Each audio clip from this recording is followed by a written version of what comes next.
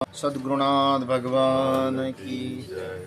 बंधुरात्म मनतस्य येनात्मेव मत्मना जिता अनात्मनस्तु शत्रुत्वे वर्तात्मेव शत्रुवत्। जीवन में सबसे बड़े श्रेष्ठ व्यक्ति के लक्षण ये है कि वो अपने जीवन का अहंकार त्याग देता है। अब कई बार हम लोग देखते हैं,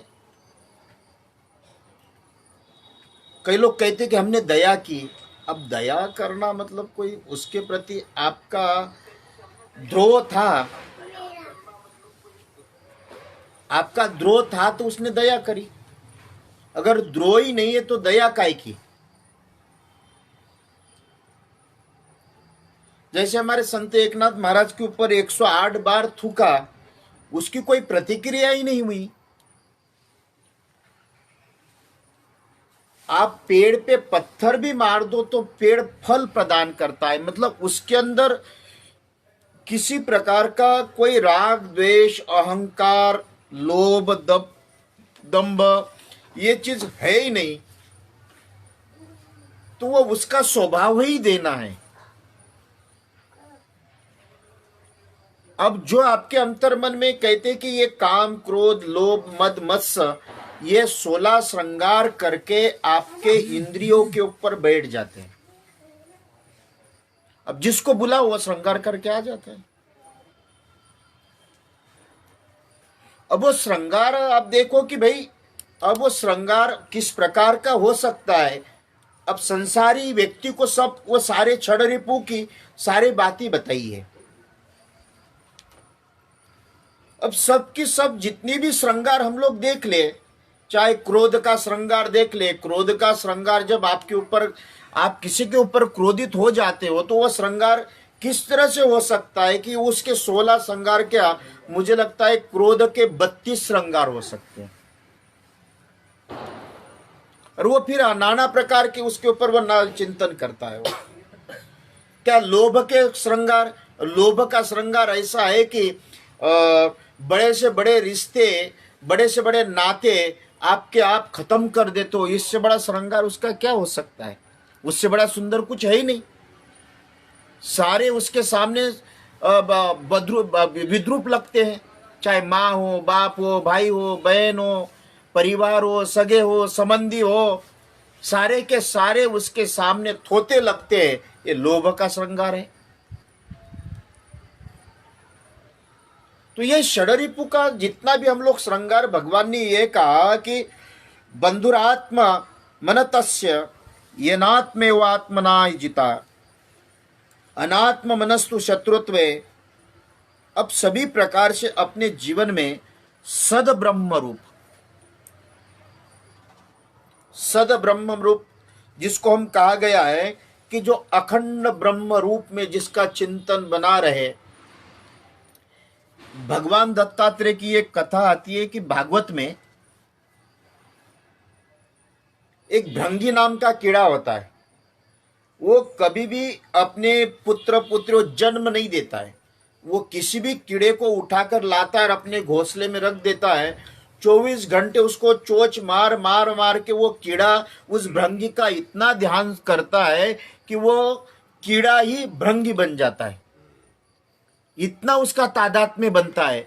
तो भगवान दत्तात्रेय ने 24 गुरु में से एक गुरु उसको भी बनाया जिसका नाम भृंगी है।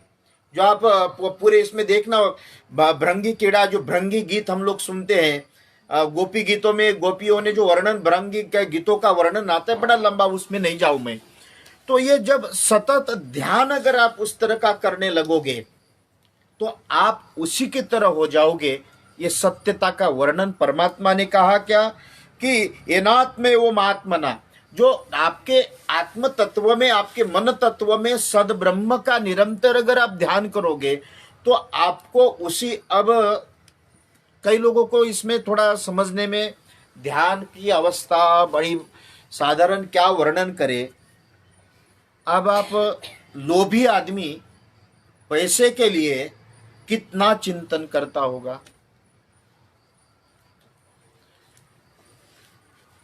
आप कल्पना करें कि जो दिन रात भगवान का भजन पूजन यज्ञ दान धर्म जो भी हो सकता है, लेकिन व्यापार 50 प्रकार के व्यापार करता होगा।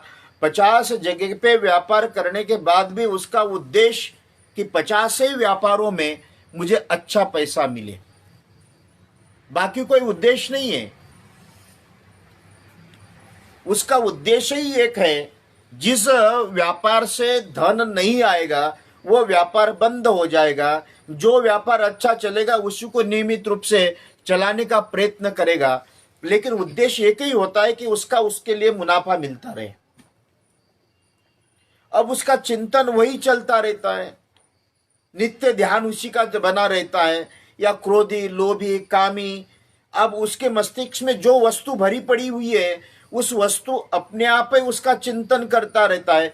परमात्मा ने यह कहा कि अर्जुन उसी अवस्था में जाकर अगर ईश्वर का चिंतन करोगे तब उसका तादात्म्य चिदानंद रूपम शिवोहम शिवोहम की बात आती है। लेकिन सभी प्रकार से अब क्या होता है कि मनुष्य को अपने आप में अनात्म मनस्तु शत्रुत्व, क्या भगवान ने क्या कहा? अब शरीर का सौंदर्य,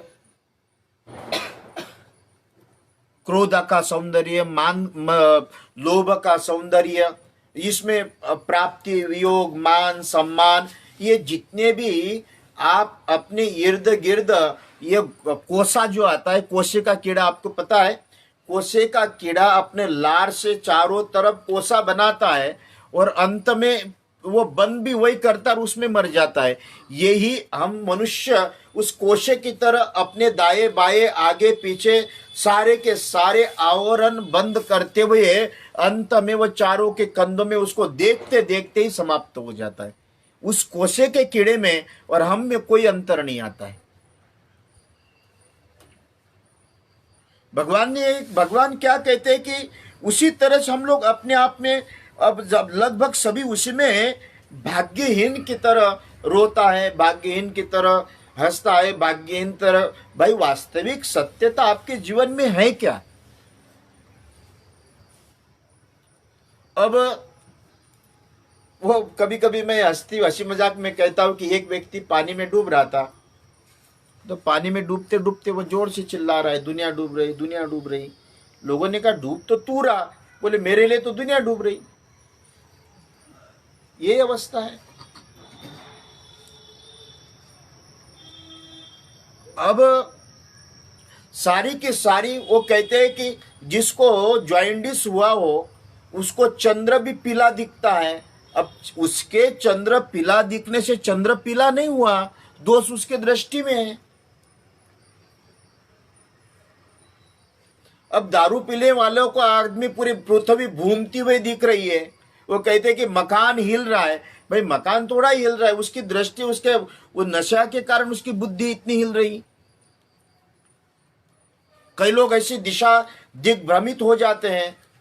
इसी तरह से परमात्मा ने ये कहा कि संसार में व्यक्ति इस संपदाओं में, सफलताओं में, विफलताओं में, प्राप्ति में, वियोग में, ये दिग्भ्रम में ही उसी के आधार के ऊपर उसकी मनस्थिति बनी हुई रहती है। उसकी लाभ हानि वियोग प्रयोग संयोग जहां जितने भी हम समाज में देखते हैं वो सारे की सारी अवस्था उसी अवस्था में दिखने लगती है और उसी में पूर्ण मानता है, जबकि ये पूर्ण नहीं है। शरीर ही पूर्ण नहीं है तो ये जगत पूर्ण कैसा हो सकता है? इसलिए परमात्मा कहते हैं कि अर्जुन सभी उसमें जो भी अपने एक तरह से ये मैं हूं मैं नहीं हूं, थोड़ी सी बातों में लगता है कि मैं लूट गया हूं, मैं मर गया हूं, मैं जिंदा नहीं रहा, समाज क्या कहेगा, वो क्या कहेगा। अरे भाई तू अपने आप को तो ठीक रख।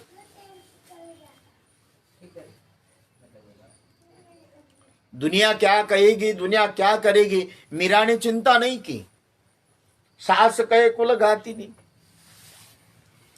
ऐसे कई प्रकार के वर्णन सब जहां जितने भी हम लोग देखते हैं कि अपने हर एक तरफ से सभी जगह पे, या आपके पीछे स्वप्न में शेर पड़ा हुआ है तो वो शेर के आपको खाएगा, लेकिन स्वप्न में तो भागते हो। जैसे जागृत हो जाएगी तो इसीलिए अपने जीवन में ये संसार और साधना मैं ये नहीं कह रहा हूं कि कोई आप सन्यासी बने, लेकिन वहां की लाभ हानि, मान सम्मान, इस आपकी बुद्धि इंद्रिय आत्मा की तरफ कभी भी वो प्रभावित न हो, जिसको स्थित प्रज्ञ कहा गया। स्थित प्रज्ञ के लक्षण जो बताए हैं, अगर आए हैं तो ठीक है। वो गांव में बोर्ड जैसा लगा रहता है, और चोरी करने वाला आ गया तो भी स्वागत, और उसमें उसमें से कोई सज्जन आया तो भी स्वागत, और जाते समय धन्यवाद लिखा हुआ रहता है, चोरी करके गया तो भी धन्यवाद, और कोई लूटा कर ले गया तो भी धन्यवाद। इसी संसार में हर एक प्रकार से मुझे एक बात याद आती है, राजा जनक की एक बात अच्छी लगती है। अष्टवक्र रोज सत्संग करते थे, तो जनक जब तक नहीं आते तब तक अष्टवक्र सत्संग चालू नहीं करते। वहां के ऋषि मुनि साधु संतों ने कहा कि महाराज वो राजा है, पैसे वाला है, आप उसके लिए आप देरी से कथा चालू करते, वो आए तब तक चालू नहीं करते हो। अष्टवक्र ने उसके ऊपर कुछ प्रत्युत्तर नहीं दिया। अपने चलो से शिष्यों से थोड़ी सी माया रच दी। कथा चल रही, और बीच में कथा में आकर शिष्य जोर से चिल्ला रहे, जनक जी महाराज राजधानी में आग लग गई, साधुओं की कुटियों में आग लग गई, सब भस्म हो रहा है, भागो भागो भागो। अब पता चला सब के सब एक भी जो सन्यासी जिनके पास एक झोला होगा, दो वस्त्र होंगे, एक आध बर्तन होगा, एक आध झाड़ू हो सकता है, जितने भी थे सब भाग गए। सब भाग गए, जहां जिनकी झोपड़ी की तरफ भागे, अपनी अपनी झोपड़ी।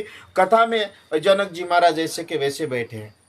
जब लौट कर आने के बाद जनक जी को देखकर, साधु संत छोटा मुंह देखकर अष्टवक्र ने कहा, देखा जिसका पूरा साम्राज्य पड़ा हुआ है, सुवर्ण की राजधानी है, वो एक पल भर के लिए हिला भी नहीं, और तुम्हारी एक छोटे से दो वस्त्र घर में पड़े थे, उसके लिए भाग गए। यही दृढ़ता है। संसार के प्राप्ति और वियोग में, संसार के मान अपमान सम्मान में अगर आपकी मन बुद्धि हिल जाए, ये संसारी है, और इसमें किसी भी प्रकार से आपकी दृढ़ता बनी रहे, यही साधक के लक्षण है। भगवान यही कहते कि अर्जुन, किसी भी वस्तु से और आपके रोने गाने से होगा क्या? आप जिसके लिए भी रोते हो, उसका परिणाम क्या? इसलिए भगवान ने यही कहा कि अर्जुन, इन सभी अवस्था में रहते हुए भी ऐसे भ्रम में न रहकर अपने जीवन में वही सत्यता रखते हुए, जो इस संसार में अपने आप को बहुत डुबा दे, वो अपने आप का सबसे बड़ा शत्रु है। और इसमें सभी को वशीभूत न रखते हुए भी उसी के साक्षी भाव में रखकर कर्म करे, यही सन्यासी बताया। यही भाव के साथ कल उसके ऊपर हम लोग और चिंतन करेंगे। आज यही अपने वाणी को विराम देता हूँ। कृष्ण कन्हैया लाल की।